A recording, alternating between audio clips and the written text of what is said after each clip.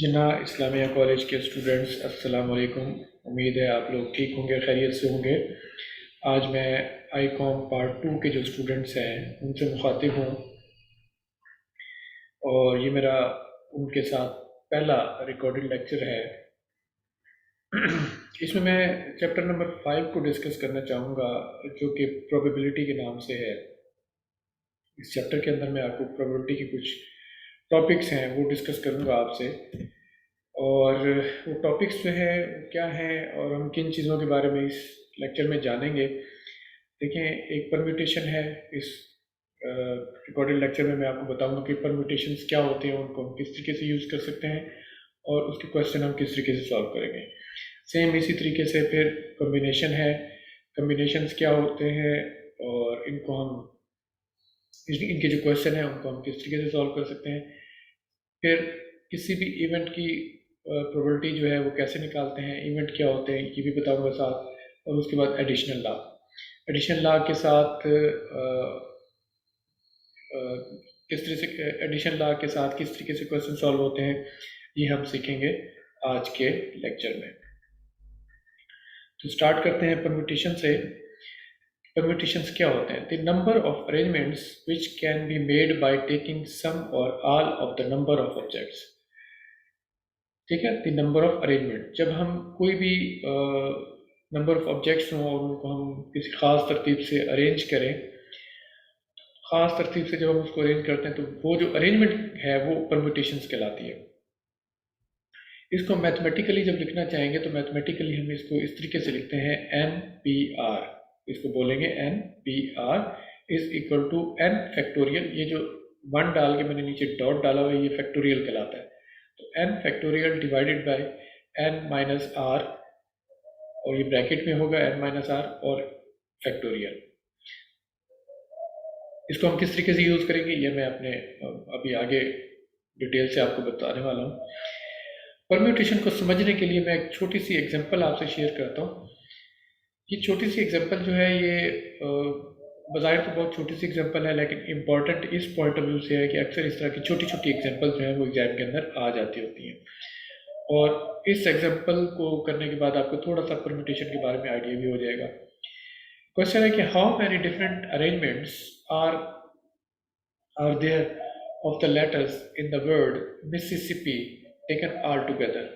यानी कि एक वर्ड है, कोई मिसिसिपी है, इस वर्ड के अंदर ये जितने भी लेटर्स हैं, एम है, आई है, डबल एस है, फिर आई है, फिर डबल एस आई है, फिर डबल एस के बाद फिर आई है, फिर डबल पी है, फिर आई है। तो ये जो लेटर्स हैं इसके अंदर, इनको हम कितनी डिफरेंट तरीक़ों से अरेंज कर सकते हैं, कितने डिफरेंट तरीक़ों से अरेंजमेंट इनका हो सकता है। अभी ये ख़ास तरतीब में है, M I double S I double S I double B I, ये इस तरतीब में है, मिसिसिपी लिखा हुआ है। तो इसको हम कितने डिफरेंट तरीक़ों से लिख सकते हैं, इन लेटर्स को कितना आगे पीछे कितनी डिफरेंट अरेंजमेंट से हम इनको लिख सकते हैं, ये क्वेश्चन है।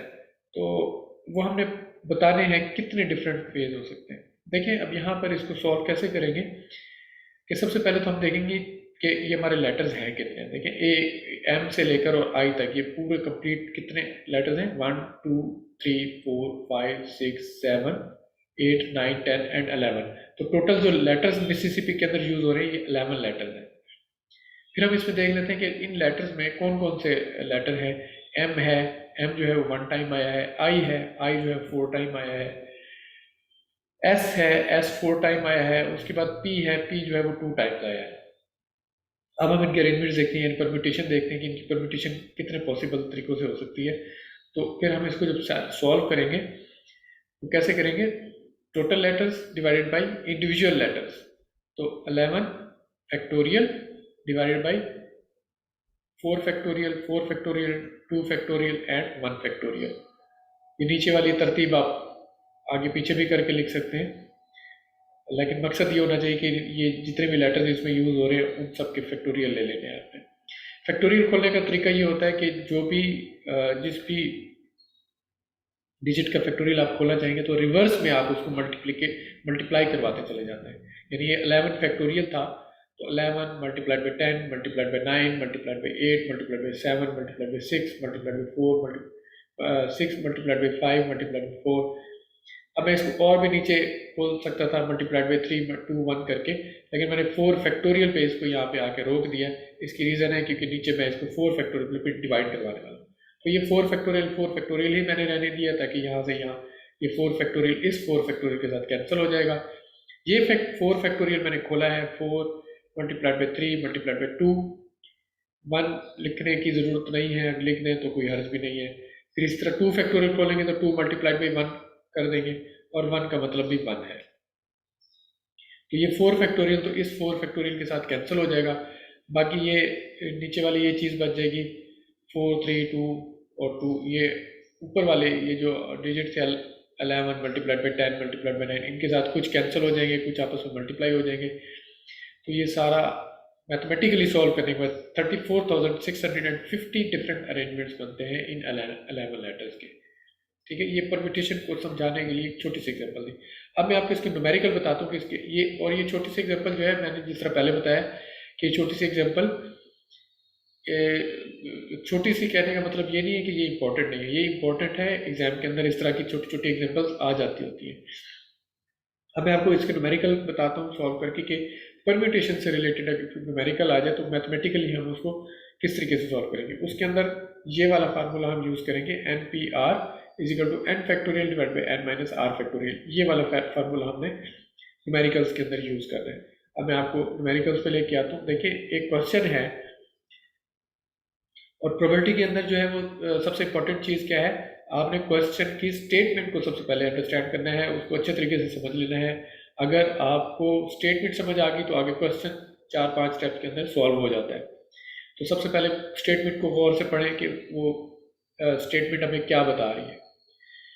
क्वेश्चन है, एक company's labour union wants to elect 4 of its various president, secretary, joint secretary and treasurer out of 8 people। कोई 8 बंदे हैं, उसमें से उन्होंने 4 जो है वो कोई ऑफिस के बंदे सिलेक्ट करने हैं, जो उन 4 में से एक प्रेसिडेंट होगा, एक सेक्रेटरी होगा, एक जॉइंट सेक्रेटरी होगा और एक ट्रेजरर होगा। अब यहाँ ये इम्पोर्टेंट पॉइंट है, देखें क्या कि ये खास ये इसमें परम्यूटेशन यूज हो रहा है, खास तरतीब जाहिर हो रही है। वो क्यों? क्योंकि जब 8 बंदों में से एक बंदा सिलेक्ट हो जाएगा, फॉर एग्जांपल जो पहला बंदा सिलेक्ट हो गया तो वो प्रेसिडेंट होगा। तो जब पहला बंदा प्रेसिडेंट सिलेक्ट हो गया वो साइड पे हो जाएगा, पीछे जो है 7 बंदे रह जाएंगे। फिर उन 7 बंदों में से एक और बंदा सिलेक्ट होगा जो सेक्रेटरी होगा, ठीक है, वो फिर जो सेक्रेटरी सिलेक्ट होगा वो भी साइड पे हो जाएगा, पीछे 6 बंदे रह जाएंगे। फिर उन 6 बंदों में से एक सिलेक्ट होगा जो कि ज्वाइंट सेक्रेटरी होगा। तो ज्वाइंट सेक्रेटरी सिलेक्ट होने के बाद फिर ये 3 बंदे साइड पे हो जाएंगे, फिर पीछे कितने रह जाएंगे? 5 बंदे। तो इस तरीके से फिर आखिरी जो है वो ट्रेजरर सिलेक्ट हो जाएगा। तो ये एक ख़ास तरतीब है, एक ख़ास अरेंजमेंट है जिसके तहत ये बंदे सिलेक्ट हो रहे हैं। यानी जो प्रेसिडेंट सिलेक्ट हो गया वो साइड पे हो गया, वो दोबारा सेक्रेटरी या जॉइंट सेक्रेटरी या ट्रेजरर के तौर पे सिलेक्ट नहीं हो सकता। तो ख़ास तरतीब है, यानी कि पहले प्रेसिडेंट है, फिर सेक्रेटरी है, फिर जॉइंट सेक्रेटरी और फिर ट्रेजरर है। तो यहाँ से ये हमें अंदाज़ा हो गया कि ये जिस तरतीब से और जिस अरेंजमेंट से ये लोग इलेक्ट हो रहे हैं, तो ये परम्यूटेशन की तरफ इशारा हो रहा है कि ये स्टेटमेंट परम्यूटेशन की तरफ हमें रेफर कर रही है। अब वो पूछना क्या चाह रहा है, in how many different ways these post can be filled up. तो कितने पॉसिबल वेज हैं कि जिससे ये पोस्टें जो है फिल हो सकती हैं। यानी अगर मैं इसको रोल नंबर 1 से लेकर रोल नंबर 8 तक कोई लोगों को नाम दे दूँ कि रोल नंबर 1 से लेकर 8 तक लोग हैं, तो कितनी पॉसिबल वेज होंगे कि रोल नंबर 1 प्रेसिडेंट होगा, फिर 2 सेक्रेटरी होगा, 3 जॉइंट सेक्रेटरी होगा, रोल नंबर 4 ट्रेजरर होगा, या रोल नंबर 1 जो है वो प्रेसिडेंट होगा, रोल नंबर 3 सेक्रेटरी होगा, रोल नंबर 4 जॉइंट सेक्रेटरी होगा, रोल नंबर 5 ट्रेजरर होगा, या रोल नंबर 1 प्रेसिडेंट होगा, रोल नंबर 3 सेक्रेटरी होगा, रोल नंबर 4 जॉइंट सेक्रेटरी होगा, रोल नंबर 5 ट्रेजरर होगा। तो ये डिफरेंट मतलब कितने डिफरेंट वेज से ये सिलेक्शन हो सकती है। तो जिस तरह मैंने अभी आपको बताया कि उसके लिए हम सबसे पहले तो वही फार्मूला यूज़ करेंगे NPR का। तो NPR के लिए जो है वो हमें सबसे पहले N चाहिए और R चाहिए। N total number of elements, तो टोटल नंबर ऑफ एलिमेंट्स हमारे पास कितने हैं? 8 है। तो 8 जो है वो टोटल मेंबर्स हैं जिसमें से हमने सिलेक्शन करनी है 4 की। तो ये जो 4 की सिलेक्शन करनी है ये हमारा R है, यानी 8 में से 4 की सिलेक्शन करनी है। तो टोटल जो है वो N हमारा 8 है और जिनकी जितने की सिलेक्शन करनी है वो 4 है, तो आर हमारा 4 हो जाएगा। उसके बाद देखें तो आगे कोई मुश्किल नहीं रह जाती। एन पी आर का फार्मूला मैंने अभी आपको थोड़ी देर पहले बताया, तो एन हमारा 8 था, 8p4 हो जाएगा, आर हमारे पास 4 है, तो 8p4 हो जाएगा। इस 8p4 को जब हम सॉल्व करेंगे तो 8 का मतलब 8 फैक्टोरियल और n माइनस आर फैक्टोरियल था, तो n 8 है, r 4 है, तो 8 माइनस 4 फैक्टोरियल, तो 8 फैक्टोरियल तो 8 फैक्टोरियल आ गया। अब 8 माइनस 4 करेंगे तो 4 और फैक्टोरियल। पहले इसको सॉल्व करके अंदर ब्रैकेट के अंदर सॉल्व करके फिर इसके साथ आपने फैक्टोरियल यूज कराना है। अब आप इसको मैथमेटिकली सॉल्व कर लें। मैथमेटिकली फैक्टोरियल जिस तरह मैंने खोलने का तरीका आपको बताया कि 8 multiplied by 7 multiplied by 6 multiplied by 5 multiplied by 4। अब इसको 4 तक रोक लें, फैक्टोरियल तक, क्योंकि नीचे फिर 4 फैक्टोरियल है तो इसको आप इजीली कैंसिल करा सकते हैं। तो ऊपर हमने यहाँ 4 फैक्टोरियल पे इसको रोक दिया है, तो ये ऊपर वाला 4 फैक्टोरियल नीचे वाले 4 फैक्टोरियल के साथ कैंसिल हो जाएगा। जब आप इसको मल्टीप्लाई करेंगे 8 multiplied by 7 multiplied by 6 multiplied by 5, तो ये चारों आपस में मल्टीप्लाई होंगे, ये बनती है 1680 वेज। 1680 डिफरेंट वेज हैं कि इन डिफरेंट तरीकों से ये चारों पोस्ट जो है वो फिल हो सकती हैं। परम्यूटेशन के क्वेश्चन जो है वो बहुत ही सिंपल क्वेश्चन है, सिर्फ आपको ये स्टेटमेंट पढ़ के सिर्फ समझना होगा कि परम्यूटेशन का क्वेश्चन है और फिर आपने ये परम्यूटेशन का फार्मूला लगा के इसको सॉल्व करना है। फिर आ जाते हैं कॉम्बिनेशन। कॉम्बिनेशन जो है इसकी डेफिनेशन है part of the objects of a single set without regarding the order of the objects. Combination के अंदर हम किसी तरतीब का ख्याल नहीं रखते, जिस तरह पिछले टॉपिक में यानी परम्यूटेशन के अंदर हमने एक खास तरतीब का ख्याल रखा था कि जो पहला बंदा सेलेक्ट हो गया वो हमारा प्रेसिडेंट है, दूसरा सेलेक्ट हुआ वो सेक्रेटरी था, उसमें खास तरतीब चल रही थी। लेकिन कॉम्बिनेशन के अंदर जो है वो किसी खास तरतीब का ध्यान नहीं रखा जाता। तो आपके जो एलिमेंट्स होते हैं, जो ऑब्जेक्ट्स होते हैं, विदाउट एनी ऑर्डर आप उसको अरेंज कर सकते हैं। अच्छा, इसका एक क्वेश्चन करते हैं। क्वेश्चन करने से पहले बल्कि मैं आपको ये फार्मूला बता देता हूँ कि कॉम्बिनेशन को कैसे सॉल्व करते हैं। ये NCR कहलाएगा, वो NPR था, ये NCR। तो NCR को खोलने का तरीका क्या है, n factorial divided by r factorial और into n minus r factorial.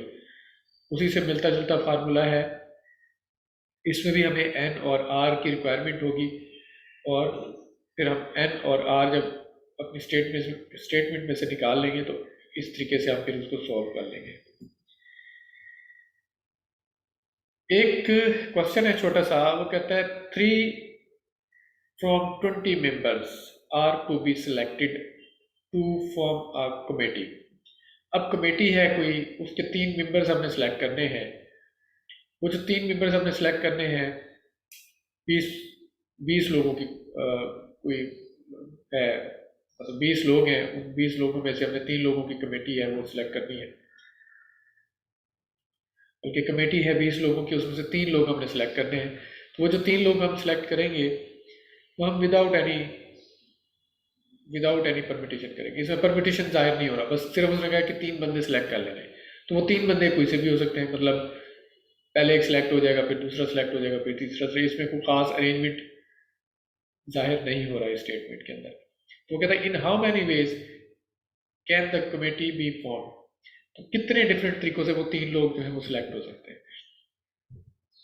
तो इसमें हम चूंकि कोई ऑर्डर जाहिर नहीं हो रहा, कोई तरतीब, कोई अरेंजमेंट जाहिर नहीं हो रहा, तो ये क्वेश्चन जो है ये हम क्या करेंगे, कॉम्बिनेशन के तरीके से करेंगे। इसमें देखें n क्या है हमारा, टोटल मेंबर्स कितने हैं 20, n हमारा 20 हो जाएगा और सिलेक्ट कितने करने हैं 3, तो r हमारा 3 हो जाएगा। अब इसमें देखें कोई मुश्किल नहीं रह गई। NCR जो फार्मूला मैं अभी आपको बता चुका हूँ, तो NCR को हम खोलेंगे कैसे, n factorial divide by r factorial into n minus r factorial. n जैसे मैंने बताया कि टोटल नंबर है हमारे पास 20, तो 20C3 करके आप इसको खोलेंगे, यानी 20 फैक्टोरियल डिवाइड बाई r यानी 3 फैक्टोरियल और 20 माइनस 3 फैक्टोरियल। अब 20 माइनस 3 का मतलब क्या हो गया 17, तो 20 फैक्टोरियल अब यहाँ नीचे वाली लाइन में आ जाए, 20 फैक्टोरियल डिवाइड बाई 3 फैक्टोरियल और इंटू 17 फैक्टोरियल। अब ये ऊपर वाले 20 फैक्टोरियल को पहले खोलना शुरू करें, 20 multiplied by 19 multiplied by 18 multiplied by 17। अब आपको नजर आ रहे हैं नीचे भी 17 है, तो आप इस 17 को 17 फैक्टोरियल तक रोक दें, बजाय इसके कि आप ये मल्टीप्लाई करते हुए 1 तक जाएं। आप ये 17 फैक्टोरियल तक रोक दें, क्योंकि नीचे भी 17 फैक्टोरियल है, तो ये दोनों आपस में कैंसिल हो सकते हैं। 3 फैक्टोरियल को अलबत्ता आप खोल लें, 3 मल्टीप्लाइड बाई 2 मल्टीप्लाइड बाई 1, तो आपने 3 फैक्टोरियल को खोल दिया। अब ये 17 से आप कैंसिल करा सकते हैं, बाकी ये 3 जो है ऊपर से भी कैंसिल हो सकता है 18 के साथ, और 2 जो है वो 20 के साथ भी कैंसिल हो सकता है। इसको सॉल्व करने के बाद आप जब ये इसको कैंसिल कराने के बाद और मल्टीप्लाई करवाने के बाद जब देखेंगे तो 1140 1140 पॉसिबल वेज है जिससे ये कमेटी जो है वो 3 मेंबर्स की फॉर्म हो सकती है। ठीक है, तो बहुत ही इजी क्वेश्चन है कॉम्बिनेशन के, आप बहुत इजीली इसको कर सकते हैं। इसमें सिर्फ 2 ही चीज़ें आपको एन और आर जो है वो फाइंड आउट करना है। एन और आर जब आपको पता चल जाएगा कि एन ये है और आर ये है, तो आगे तो क्वेश्चन सॉल्व करना कोई मुश्किल नहीं है, सिर्फ आपको ये NCR का फार्मूला याद होना चाहिए। और इसको सॉल्व करने की थोड़ी प्रैक्टिस कर लें, ताकि ये जो फैक्टोरियल आप खोलते हैं तो ये आपको फैक्टोरियल खोलना भी आने चाहिए कि फैक्टोरियल किस तरीके से आप खोलते होते हैं। फिर probability of an event. Event क्या होता है, जब भी हम किसी चीज़ की कोई प्रोबेबिलिटी फाइंड आउट कर रहे होते हैं, तो जो भी कोई चीज़ जिस चीज़ की हम प्रोबेबिलिटी फाइंड आउट कर रहे होते हैं, उस कोई भी चीज़ जो अक्कर होती है उसको हम इवेंट कहते हैं। फॉर एग्जांपल आप कोई एक्सपेरिमेंट कर रहे हैं, सिंगल ऑब्जर्वेशन ऑफ, इंग्लिश में अगर आप इसको एक्सप्लेन करें तो वो ये होता है, single observation of an experiment is called event. तो single observation of an experiment, for example आप एक कॉइन जो है उसको टॉस करते हैं, कॉइन टॉस करते हैं तो हेड भी आ सकता है, टेल भी आ सकता है। तो हेड आ सकता है या टेल आ सकता है, ये हमारे लिए एक इवेंट है। तो जो हमने कॉइन को टॉस किया है वो हमारे लिए एक एक्सपेरिमेंट है, और उसमें से हेड या टेल का आना हमारे लिए इवेंट है। तो जो सिंगल ऑब्जर्वेशन आएगी, यानी या हेड आ जाएगा वो हमारी ऑब्जर्वेशन होगी, या टेल आ जाएगा वो हमारी ऑब्जर्वेशन होगी, तो वो जो सिंगल ऑब्जर्वेशन होगी हमारे लिए, वो हमारे लिए एक इवेंट होगा। अच्छा, अब सेम इसी तरीके से एक और एग्जांपल दूंगा आपको कि अगर कोई डाइस है, यानी छिक्का है जो आप लूडो खेलते हुए अमूमन यूज़ करते हैं, तो अगर वो डाइस अगर आप थ्रो करें, फेंकें, तो वो जब आप डाइस फेंक रहे हैं वो आपके लिए एक एक्सपेरिमेंट है कि आप डाइस फेंक रहे हैं, थ्रो कर रहे हैं, और उसमें से जो 1 2 3 4 5 या 6 आता है तो वो हमारे लिए एक इवेंट होता है। तो हम उसकी इवेंट की जो प्रोबेबिलिटी है वो कैसे फाइंड आउट करते होते हैं।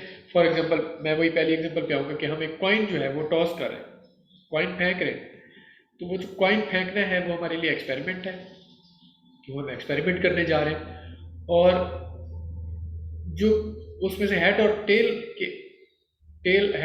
का जो आना है वो हमारे लिए चांसेस पे है, इम्कानात पे है। हम इम्कानात की बात करें, चांसेस की बात करें, यानी प्रोबेबिलिटी की बात करें, तो हेड के आने की प्रोबेबिलिटी क्या होगी या टेल के आने की प्रोबेबिलिटी होगी, वो हमने फाइंड आउट कैसे करना है।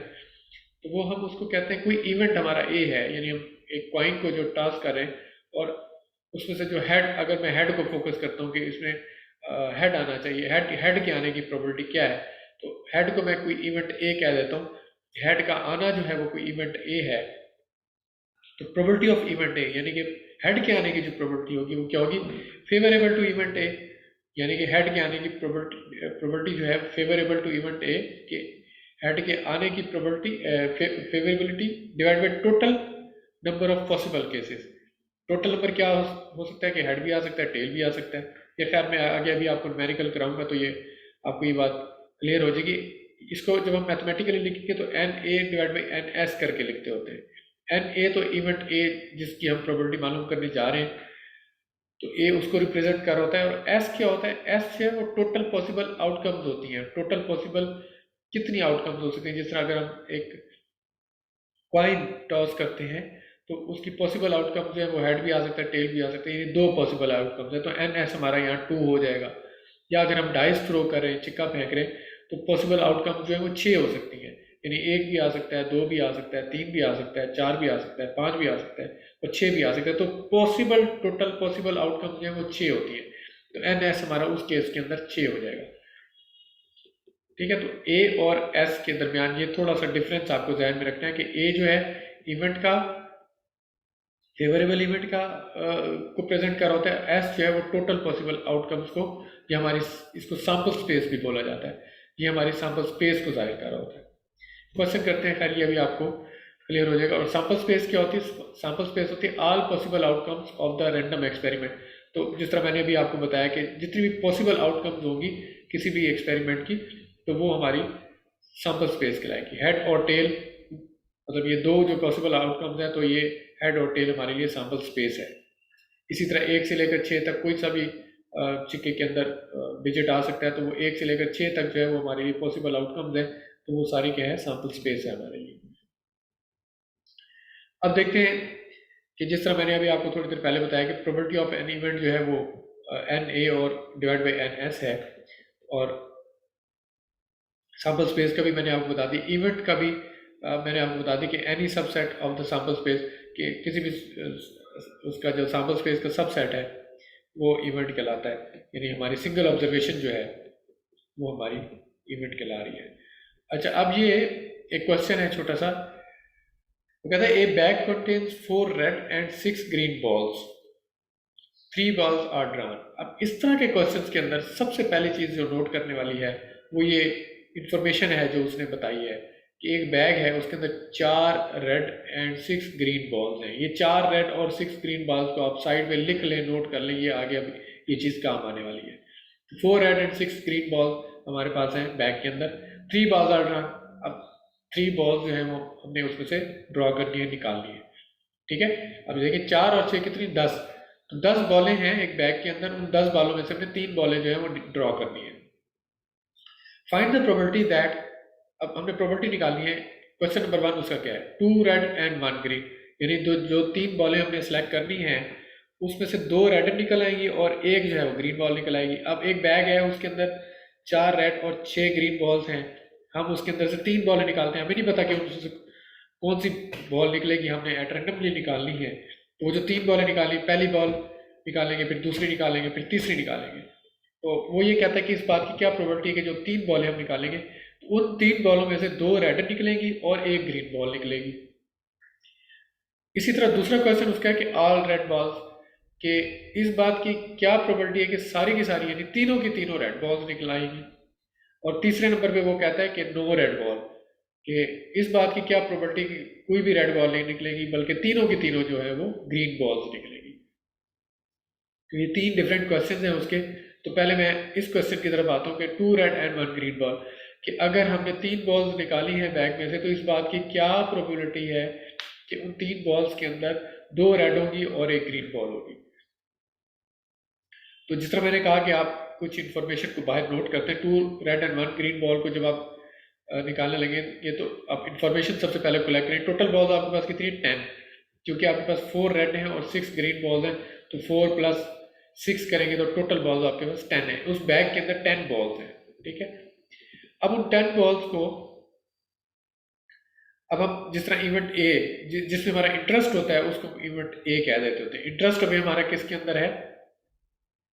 इंटरेस्ट हमारा है, वापस आता हूँ, ये यहाँ पर 2 red and 1 green ball. Probability हम जिसकी प्रोबेबिलिटी हमने मालूम करनी होती है उसी में हमारा इंटरेस्ट होता है। 2 रेड एंड 1 ग्रीन, अभी फिलहाल हमने इसकी प्रोबेबिलिटी मालूम करनी है, तो अभी हम इसके ऊपर आते हैं। तो 2 रेड और 1 ग्रीन का मतलब ये हुआ 2 रेड, यानी कि 2 रेड टोटल कितनी थी? 4। रेड टोटल कितनी है? 4। तो 4 में से 2, 4C2 कर देंगे हम। 4C2 यानी 4 रेड में से 2 सिलेक्ट होने की प्रोबेबिलिटी, और मल्टीप्लाइड बाय, अब ये मल्टीप्लाई क्यों लगा है ये भी बता दूं। फिर एक बॉल और सिलेक्ट करेंगे, 2 बॉलें यहाँ सिलेक्ट हो गई, NCR लिखा है ये मैंने। एन हमारा यहाँ पे 4 था क्योंकि रेड में से 2 बॉलें हमने सिलेक्ट करनी थी, तो 4C2 ये हमारी रेड की प्रोबेबिलिटी आ गई।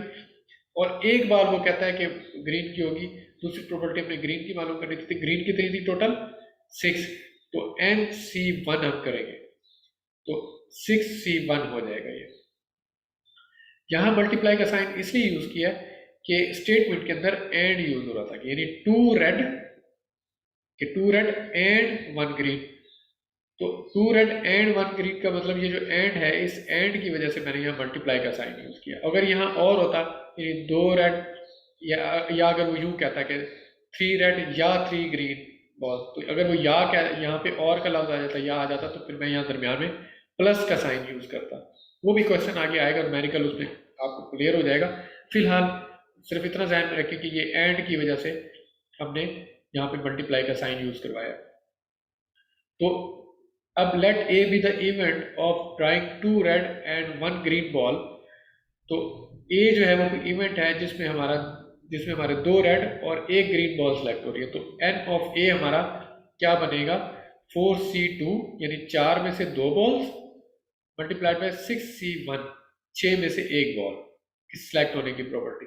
तो 4C2 को अब सेम उसी तरीके से 4 फैक्टोरियल डिवाइड बाई, मैंने अभी आपको पीछे फार्मूला बताया ये कम्बिनेशन का, इसको खोलने का, आप इन दोनों को सेम उसी तरीके से सॉल्व करेंगे। तो 4C2 को जब सॉल्व करेंगे तो 6 आ जाएगा, 6C1 को सॉल्व करेंगे तो ये भी 6 आ जाएगा, 6 बाई 6 ये टोटल हो जाएगा 36। तो ये हमारे पास NA आ गया। दूसरा हमें चाहिए होता है NS divide by NS, probability निकालने के लिए, जिस तरह मैंने आपको प्रोबेबिलिटी ऑफ इवेंट A बताया है अभी कि NA डिवाइड बाई NS होता है। तो NS जब हम निकालेंगे तो टोटल सैंपल स्पेस हमारे पास क्या है, ये पड़ी हुई है, टोटल बॉल्स 10 है, तो 10 है टोटल बॉल्स। और NS हमारा क्या बनेगा 10C3, 10 में से 3 बॉलें सेलेक्ट करनी है, NC3 10 में से 3, तो 10 में से 3 बॉल जब सेलेक्ट करेंगे तो 10C3 को ओपन करेंगे। अब यहाँ मैं नहीं कर रहा, ये मैं आपको भी कुछ चंद मिनट पहले बता चुका हूँ कि 10C3 हम किस तरह से खोलेंगे, सेम उसी तरीके से 10 फैक्टोरियल डिवाइड बाई और n r factorial into n minus r factorial, उसी सेम पिछले फार्मूले से आप 10C3 को सॉल्व करेंगे तो ये आपके 120 आ जाएगा। अब मेरा कल क्वेश्चन हमारा सॉल्व हो चुके हैं और आगे कुछ रह नहीं जाता। तो प्रोबेबिलिटी ऑफ इवेंट ए जब हम मालूम करना चाहेंगे तो NA डिवाइड बाई NS करेंगे, तो NA हम ये निकाल चुके हैं 36, NS हम निकाल चुके हैं 120, तो 36 डिवाइड बाई 120 को अगर थोड़ा सा मजीद सॉल्व कर लें तो 3 डिवाइड बाई 10 आ जाएगा। तो यही आपका आंसर है, probability of A is equal to 3 divide by 10। फिर दूसरा उसका पार्ट था कि ऑल रेड बॉल्स, कि सारी की सारी जो है वो रेड बॉल्स होनी चाहिए। तो सारी रेड बॉल्स अगर हो तो अब हम कोई इवेंट बी ले लेते हैं, क्योंकि इवेंट ए हम पीछे ले चुके हैं। तो let B represent the event of drawing all red balls. तो ऑल रेड बॉल्स, अब रेड बॉल्स कितनी थी 4, ग्रीन 6 थी। तो अगर ऑल रेड बॉल्स हमने सेलेक्ट करने की प्रोबेबिलिटी को देखते हैं तो क्या होगा, and B is equal to 4C3, यानी कि 4 रेड बॉल्स थी तो सारी की सारी रेड सेलेक्ट हो गई सारी की सारी रेड सेलेक्ट होगी तो 4C3 हो जाएगा, यानी 4 में से 3 रेड सेलेक्ट होगी, मल्टीप्लाइड बाई 6C0, ग्रीन 6 थी उसमें से एक भी सिलेक्ट नहीं हुई तो 6C0 हो जाएगा। ठीक है, तो हम क्या करेंगे 4C3 को सॉल्व करेंगे तो 4 आ जाएगा, 6C0 को सॉल्व करेंगे तो 1 आ जाएगा, तो 4 मल्टीप्लाइड बाई 1 4 आ जाएगा।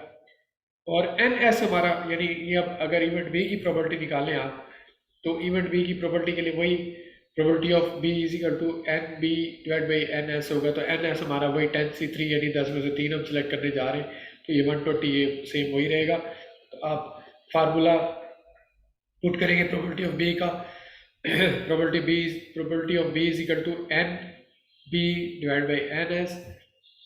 NB हमने यहाँ कैलकुलेट कर लिया हुआ है, ये 4 है, और डिवाइड बाई NS 120, ये भी हम निकाल चुके हैं।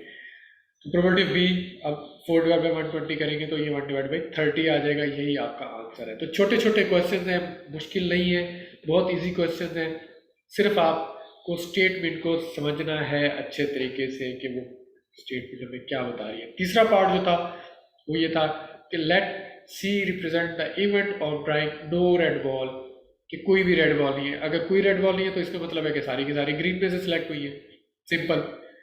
तो कोई हम इवेंट सी ले लेते हैं, इवेंट सी हमने लिया 4C0, यानी कोई रेड बॉल नहीं है तो 4C0 हो जाएगा, यानी 4 में से 0 कोई भी सिलेक्ट नहीं हुई, मल्टीप्लाइड बाई 6C3, 6 ग्रीन थी तो 6 में से 3 की 3 जो है वो ग्रीन सेलेक्ट हो गई है, तो 6C3 कर देंगे। तो 4C0 सॉल्व करेंगे तो 1 आ जाएगा, 6C3 सॉल्व करेंगे तो 20 आ जाएगा, तो 20 मल्टीप्लाइड बाई 1 करेंगे तो 20 आ जाएगा। फिर NS हमारा यहाँ भी 120 रहेगा, क्योंकि 10C3 हम सॉल्व कर रहे हैं, सैम्पल स्पेस तो डेफिनेटली हमारी वही रहेगी इसमें भी। और फिर प्रोबेबिलिटी ऑफ C निकालेंगे NC डिवाइड बाई NS, तो NC हमने निकाल लिया हुआ है 20, और NS हमारा डिवाइड बाई 120 है, तो यहाँ 0 मिसिंग है, ये डिवाइड बाई 120 है, और probability of C is equal to 1 divide by 6 कर देंगे आप। ठीक है, तो ये तीनों पार्ट इसके सॉल्व हो जाएंगे। फिर मैंने आपको इसी में ही एक और चीज़ बताई है कि हम एडिशन लॉ को सीखेंगे, पढ़ेंगे और क्वेश्चन सॉल्व करेंगे। एडिशन लॉ क्या होता है? अब एडिशन लॉ के अंदर दो चीज़ें हैं। एक तो है addition law for mutually exclusive events. अब यहाँ पे म्यूचुअली एक्सक्लूसिव इवेंट्स आ गया कुछ, ये क्या चीज़ है ये बताता हूँ अभी आपको। तो एडिशन लॉ जो है वो दो तरह का इसमें लॉ यूज होना है हमारा, एक म्यूचुअली एक्सक्लूसिव इवेंट्स के लिए और एक नॉट म्यूचुअली एक्सक्लूसिव इवेंट्स के लिए। अब म्यूचुअली एक्सक्लूसिव इवेंट्स क्या होते हैं? म्यूचुअली एक्सक्लूसिव इवेंट्स ये होते हैं, ये वो इवेंट्स होते हैं जिनकी आपस में ना बनती हो, तो एक इवेंट आए तो दूसरा ना आए।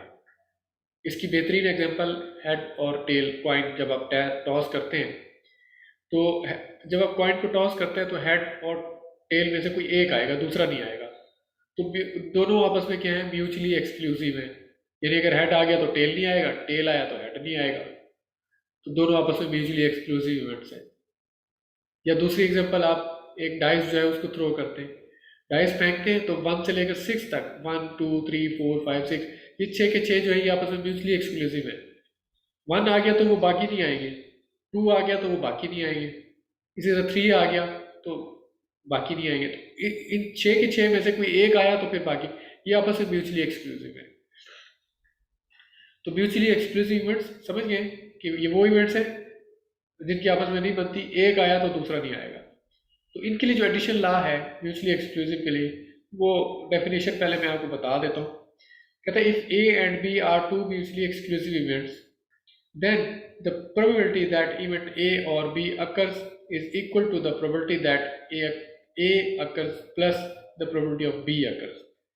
यानी कि अगर कोई इवेंट दो आपस में म्यूचुअली एक्सक्लूसिव है, ए और बी को दो इवेंट है वो आपस में म्यूचुअली एक्सक्लूसिव है, तो उनकी जो प्रोबेबिलिटी है वो किसके बराबर होगी? Probability of event A plus probability of event B. उन दोनों की जो प्रोबेबिलिटी है, दोनों को ऐड करेंगे तो वो दोनों की प्रोबेबिलिटी के बराबर है। इसके भी कोई क्वेश्चन हैं? ये डेफिनेशन अगर आप इसको डिफाइन करना चाहें इंग्लिश में म्यूचुअली एक्सक्लूसिव को, तो वो कैसे करेंगे?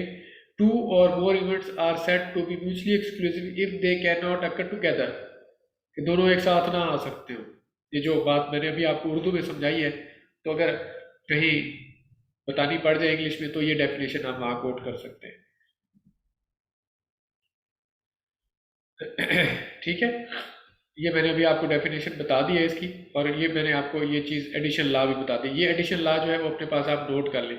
अभी जो हम न्यूमेरिकल करने वाले हैं उस न्यूमेरिकल के अंदर मैं ये एडिशन लॉ जो है वो यूज़ करवाने वाला हूँ कि probability of A union B is equal to probability of A plus probability of B. ठीक है, ये एडिशन लॉ जो है ये किनके लिए? जो म्यूचुअली एक्सक्लूसिव है। फिर जो नॉट म्यूचुअली एक्सक्लूसिव इवेंट्स होंगे उनके लिए ये एडिशन लॉ थोड़ा डिफरेंट है।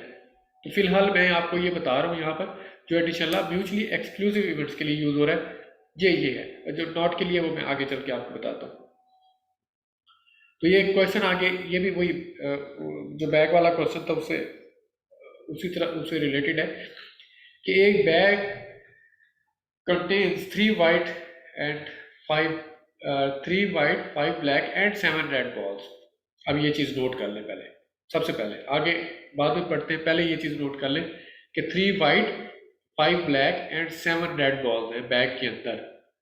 तो टोटल बॉल कितनी होगी? 5 और 3 8 और 7 13, सॉरी कितनी होगी? 15। तो ये 15 बॉल्स हमारे पास मौजूद हैं बैग के अंदर।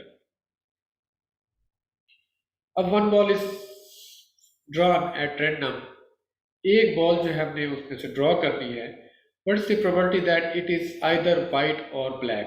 तो इस बात की क्या प्रोबेबिलिटी है कि वो जो है वाइट या ब्लैक होगी।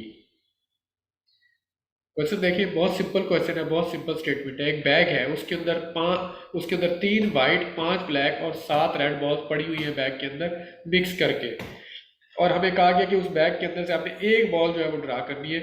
जब हम एक बॉल उसके अंदर ड्रा करेंगे, उसमें से निकालेंगे, तो इस बात की क्या प्रोबेबिलिटी होगी कि वो बॉल जो है वाइट होगी या ब्लैक होगी। ठीक है, वाइट होगी या ब्लैक होगी, इस बात की क्या प्रोबेबिलिटी है। तो ये बेसिकली देखें, इसके अंदर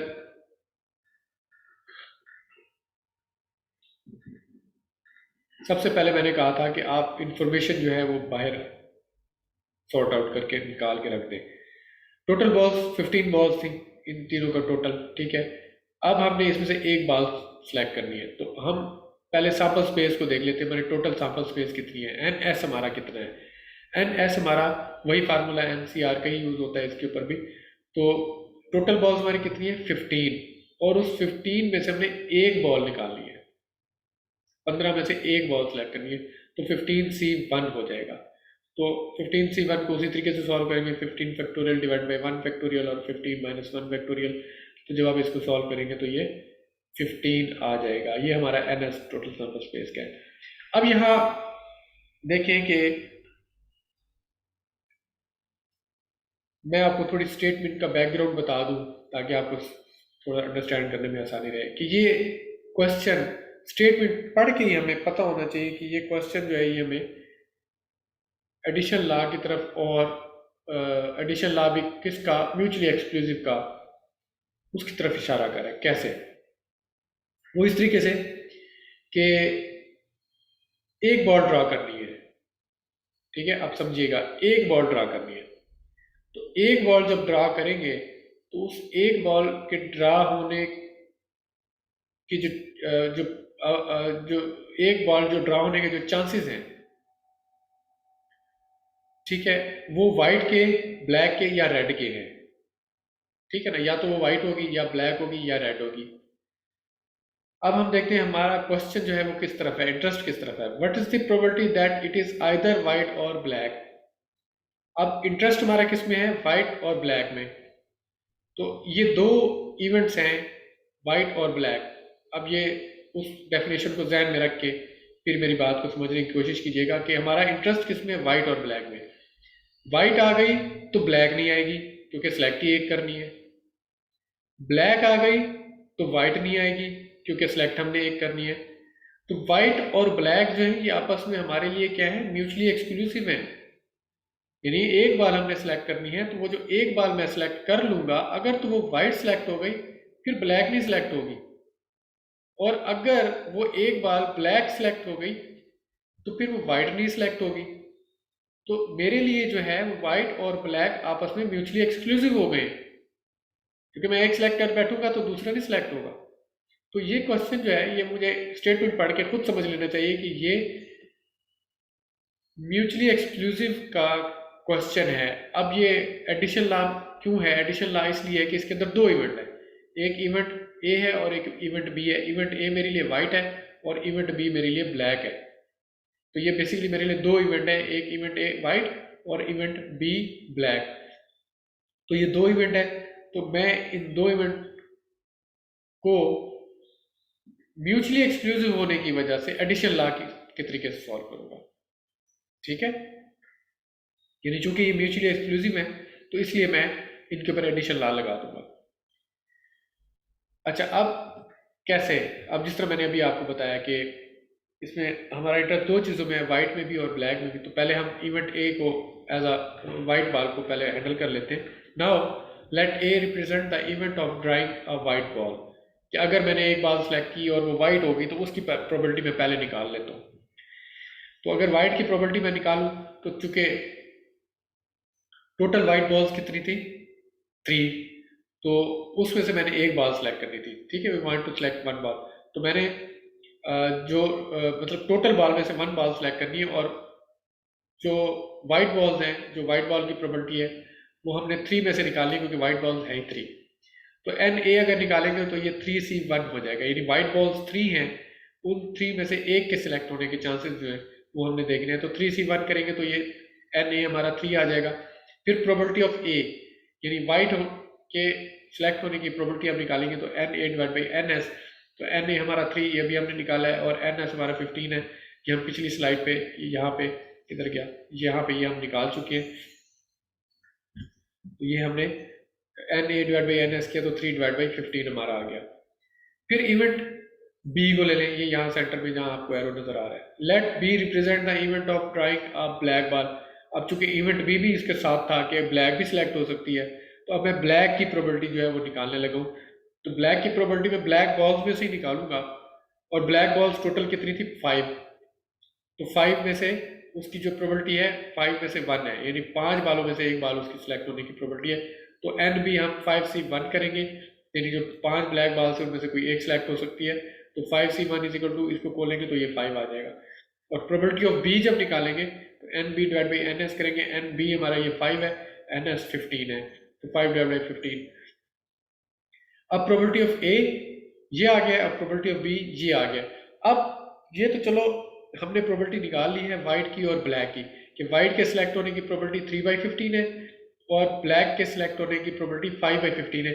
अब ये चूंकि आपस में नॉट आपस में ये म्यूचुअली एक्सक्लूसिव है, आपस में म्यूचुअली एक्सक्लूसिव है कि अगर वाइट सेलेक्ट होगी तो ब्लैक नहीं होगी, ब्लैक सेलेक्ट होगी तो वाइट नहीं होगी। तो इस वजह से मैं इसके ऊपर अब एडिशन लॉ लगा देता हूँ। अब एडिशन लॉ लगाएं, probability of A union B is equal to probability of A plus probability of B. 3 divide by 15 plus 5 divide by 15 करेंगे तो ये क्या आ जाएगा, probability of A union B is equal to 8 divide by 15। ये इसका answer हो जाएगा। अब यहाँ पर मैं अपनी एक पिछली बात मजीद आप क्लेरिफाई कर देता हूँ, जो मैंने अभी आपको लेक्चर के स्टार्ट में बताई थी, एक न्यूमेरिकल सॉल्व करते हुए, कि जहाँ हमने मल्टीप्लाई का साइन यूज़ किया था, और मैंने कहा था यहाँ मल्टीप्लाई का साइन हमने इसलिए यूज़ किया कि एंड का बीच में आ रहा था। अब यहाँ और का भी आ गया, यानी ये प्रोबेबिलिटी ऑफ ए, यानी वाइट या ब्लैक दोनों में से कोई एक सिलेक्ट होगी, ऐसे ही है ना, वाइट या ब्लैक। इसलिए भी आप देखें यहाँ प्लस यूज़ करवाया गया। एडिशन लॉ तो है ही है, लेकिन यहाँ पे प्लस इसलिए यूज़ कराया कि दोनों में से कोई एक सिलेक्ट होती है, तो दोनों को ऐड करेंगे तो ये आपकी प्रोबेबिलिटी निकल आएगी। अब हम नेक्स्ट फर्दर आगे बढ़ते हैं, addition law for not mutually exclusive events. अब नॉट म्यूचुअली एक्सक्लूसिव इवेंट्स क्या होते हैं जी? नॉट म्यूचुअली एक्सक्लूसिव इवेंट्स वो होते हैं जो आपस में इकट्ठे अक्कर हो सकते हैं। ये वो इवेंट्स होते हैं जो एक साथ अक्कर हो सकते हैं, एक साथ आ सकते हैं, ठीक है। तो ये भी मैं आगे न्यूमेरिकल जो कराऊंगा उसमें आपको ये क्लियर हो जाएगा कि बहुत से इवेंट्स ऐसे होते हैं जो इकट्ठे एक साथ अक्कर हो सकते हैं, तो वो नॉट म्यूचुअली एक्सक्लूसिव होते हैं। तो उसके ऊपर हम एडिशन लॉ किस तरीके से अप्लाई करते हैं। तो probability of A union B is equal to probability of A, event A यानी कि, plus probability of event B minus probability of A intersection B. इसको हमने किस तरीके से करना है ये मैं अभी आपको एक्सप्लेन करता हूँ कि इसको हमें न्यूमेरिकली किस तरीके से अप्लाई करना होता है न्यूमेरिकल्स के अंदर। एक क्वेश्चन है, वो कहता है एक class contains 14 boys and 28 girls. कि एक क्लास है उसके अंदर 14 बॉयज हैं और 28 गर्ल्स हैं, of which half of the boys and half of the girls have brown eyes. इसमें से आधे जो लड़के हैं और आधी लड़कियां हैं उनकी ब्राउन आइज हैं। तो आधे लड़के और आधी लड़कियों की अगर ब्राउन आइज हैं तो टोटल 14 बॉयज थे, तो इसका मतलब ये हो गया कि 7 बॉयज ऐसे होंगे जिनकी ब्राउन आइज होंगी और 14 गर्ल्स ऐसी होंगी जिनकी ब्राउन आइज होंगी। अब ये इन्फॉर्मेशन नोट कर लें साइड में। टोटल बॉयज 14 है, टोटल गर्ल्स 28 है, 7 बॉयज ऐसे हैं जिनकी ब्राउन आइज है और 14 गर्ल्स ऐसी हैं जिनकी ब्राउन आइज है।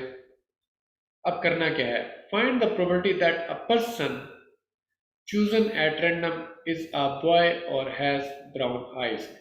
ले जनाब, उसने कहा कि हमने एक कोई पर्सन इनमें से सिलेक्ट करना है, यानी 14 बॉयज और 28 गर्ल्स में से हमने एक पर्सन को सिलेक्ट करना है। वो जो एक पर्सन हमने सिलेक्ट करना है, तो इस बात की प्रोबेबिलिटी निकालें कि वो लड़का होगा या उसकी ब्राउन आइज भी होगी। अच्छा, अब ये लड़का भी हो या उसकी ब्राउन आइज हो, यानी प्रोबेबिलिटी ये दो अलग अलग चीज़ें हैं, या तो वो लड़का हो। अब अगर लड़का हो तो फिर लड़के कितने हैं हमारे पास 14। तो एक तो प्रोबेबिलिटी हम ये निकालेंगे कि 14 बॉयज़ की प्रोबेबिलिटी निकालेंगे, या ब्राउन आइज हो तो ब्राउन आइज वाले कितने होंगे, 7 बॉयज़ होंगे और 14 गर्ल्स होंगी जिनकी ब्राउन आइज है। तो एक हम ब्राउन आइज वाले की प्रोबेबिलिटी निकाल लेंगे, ये दो प्रोबेबिलिटी तो हमने निकाल ली। अब ये वो इवेंट है जो एक साथ भी अक्कर हो सकता है, यानी ऐसा भी तो हो सकता है कि वो लड़का भी हो और उसकी ब्राउन आइज भी हो। तो ये दो इवेंट एक साथ अक्कर हो गया ना, यानी वो लड़का भी है और उसकी ब्राउन आइज भी है। यानी दो इवेंट ये अलग अलग तो हैं, लेकिन ये दो इवेंट अलग अलग होने के साथ एक साथ भी आ सकते हैं। ठीक है, मेरी बात को दोबारा गौर से सुन लें। मैं ये कह रहा हूँ कि बंदा सेलेक्ट करना है, हमने एक पर्सन सेलेक्ट करना है। तो वो एक पर्सन जो है उसने कहा कि प्रोबेबिलिटी निकालें कि इस बात की क्या प्रोबेबिलिटी कि वो लड़का होगा। तो जो एक प्रोबेबिलिटी हम निकालेंगे इवेंट ए, तो इवेंट ए हमारा 14C1 हो जाएगा, क्योंकि लड़के में से बॉयज़ में से एक लड़का सेलेक्ट होगा, तो इस बात की प्रोबेबिलिटी 14 में से एक की होगी। फिर उसने कहा कि हैज़ ब्राउन आइज, कि या फिर इस बात की प्रोबेबिलिटी कि इवेंट बी जो है हमारा ब्राउन आइज वालों का होगा। तो ब्राउन आइज हमारे कितने होंगे, ब्राउन आइज 7 बॉयज हैं और 14 गर्ल्स हैं, यानी 21। तो इन 21 में से हमने ब्राउन आइज वाले की प्रोबेबिलिटी निकाली है।